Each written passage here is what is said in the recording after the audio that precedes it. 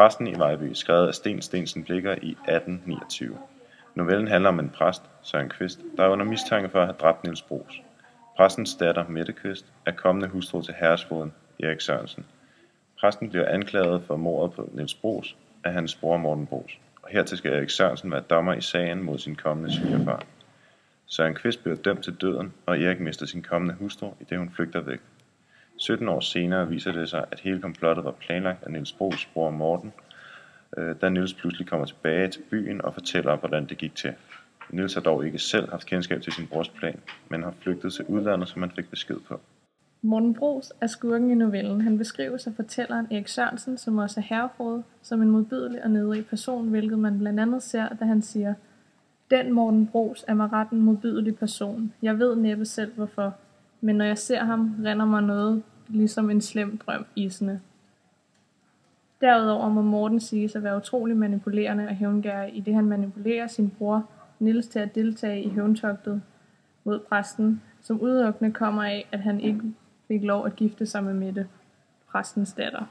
Mortens onde person kan blandt andet ses i følgende citat, hvor det beskrives, at den tidligere karl hos Morten har hængt sig. Han havde tjent på Ingvorstrup og der hængt sig selv, som der mumledes om af desperation over Bruusens tyranniske behandling og trusler. Præsten Søren Kvist er offeret i novellen, og derudover en lige modsætning af Morten.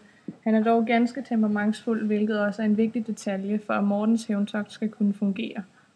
Men under hans voldsomme temperament er der en venlig sjæl. Dette kommer til udtryk flere steder, dog ikke som direkte citat, men mere som tendens flere steder i novellen. Præsten fastholder igennem hele novellen sin tro på Gud og accepterer derfor, at det må være Guds vilje, hvad udfaldet af retssagen end måtte blive. Herrefogeden og dommeren i retssagen, Erik Sørensen, er en sød og rar person, som er dybt betaget af præstens datter Mette, som han da også ender med at blive trolovet med. Erik stilles dog i en dårlig situation, da han bliver nødsaget til at dømme i mordsagen mod hans kommende svigerfar, der beskyldes af Morten Bruus for at have slået sin bror Niels Bruus ihjel. Komposition og fortællertiden samt fortaltid. Den fortalte tid i novellen starter, når Erik Sørensen første gang skifter bekendtskab med præsten og præstedatteren, og fortsætter helt frem til der er afsagt dom i sagen om mordet. Fortællertiden i novellen skifter fra flashback til tilbageblik. Den aften præsten skulle have begravet Morten Bruus, bliver gennemgået flere gange og fra flere forskellige personers synsvinkler. Hele novellen er et tilbageblik med flashbacks på netop denne vigtige begivenhed. Spændingsforløbet er klassisk for en krimi. Det at vi igennem hele novellen får indtryk af, at præsten er den skyldige, og læseren bliver nærmest enig med fællesskabet i Vejlby om, at præsten skal straffes for hans handlinger. Først til sidst, i del B, får vi den rigtige historie af Niels Bruus, og finder ud af, at den rigtige synder er Morten Bruus og Niels Bruus. Det overrasker. Som læser får man medlidenhed med præsten og hans pårørende, hvilket også sætter nogle etiske og moralske tanker i gang, og får os til at sætte spørgsmålstegn ved rettens gang. Synsvinklen hænger sammen med fortælleren. Novellen fortælles gennem en personbundet jeg-fortæller, hvor der fokuseres på den indre synsvinkel. Netop brugen af den indre synsvinkel gør, sådan at læseren får adgang til rollehaverens bevidsthed, det vil sige, at vi får fortalt, hvad fortællingens hovedperson sanser, føler og tænker. Desuden medfører indre synsvinkel også, at alle situationer, vi oplever gennem hovedpersonen, kun ses med én synsvinkel, hvilket giver mere sympati, end hvis der havde været gjort brug af ydersyn. Fortolkning. Man kan tolke novellen som en kritik af samfundet og biedermejermiljøet, som direkte antaster retfærdigheden og hermed hvad et liv er værd.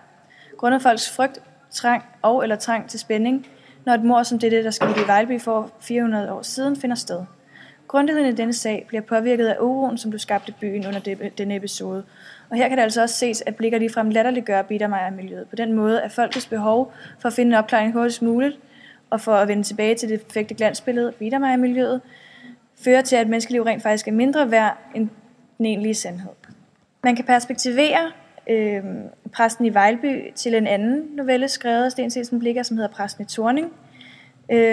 Novellerne er rimelig ens i handlingsforløbet, og de handler altså begge to om driften, der styrer mennesket, og om kærligheden, der sætter sig igennem alt, også menneskeliv.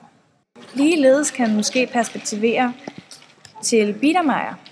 Blicher gør som sagt indirekte nar med det idylliske Biedermeiermiljø, der trues af menneskets djævelske skyggeside, der især udfolder sig i nattens mulm og mørke.